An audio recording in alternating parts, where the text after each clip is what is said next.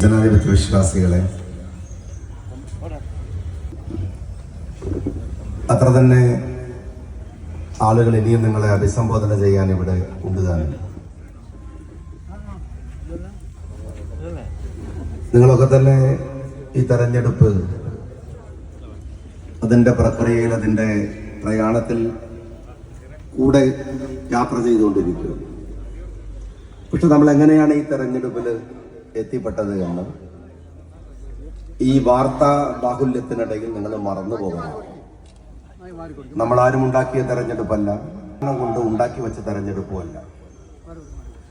ഇങ്ങനെ ഒരു തെരഞ്ഞെടുപ്പ് ഉണ്ടാക്കാൻ വേണ്ടി വന്ന രാഷ്ട്രീയ സാഹചര്യങ്ങൾ എന്താണ് എന്ന് നിങ്ങൾ എന്തായാലും ആലോചിക്കണം. ഒരു തെരഞ്ഞെടുപ്പ് വരുമ്പോൾ, ഞാൻ ഇടതുപക്ഷത്തിന്റെ സ്ഥാനാർത്ഥിയെ ഇവിടെ പ്രഖ്യാപിച്ച സമയത്ത് 2 ചോദ്യങ്ങൾ അദ്ദേഹത്തോട് ചോദിക്കുകയുണ്ടായി. അങ്ങനെ ചോദിക്കേണ്ട കാര്യം എന്താണെന്ന് ചോദിച്ചാൽ, ജനാധിപത്യത്തിൽ നമ്മൾ ചോദ്യം ചെയ്യപ്പെടുന്ന സമയം തെരഞ്ഞെടുപ്പാണ്. തെരഞ്ഞെടുപ്പിന്റെ സമയത്താണ് ചോദ്യങ്ങൾ ഉണ്ടാവുക. ഉത്തരം പറയൽ നിർബന്ധവുമാണ്. ഞാൻ ചോദിച്ച 2 ചോദ്യം ഇതായിരുന്നു. ഒന്ന്, സ്വരാജ് ഇവിടെ വരുന്നത് VS അച്യുതാനന്ദന്റെ വീട്ടിൽ പോയിട്ടാണ്. അദ്ദേഹത്തോട് മാപ്പൊന്നും പറയണ്ട. ഒന്ന്, അദ്ദേഹത്തിന്റെ അനുഗ്രഹം വാങ്ങാനെന്ന വ്യാജേനയെങ്കിലും അദ്ദേഹത്തിന്റെ വീട്ടിൽ പോയിട്ടാണ് ഇവിടെ വരുന്നത്.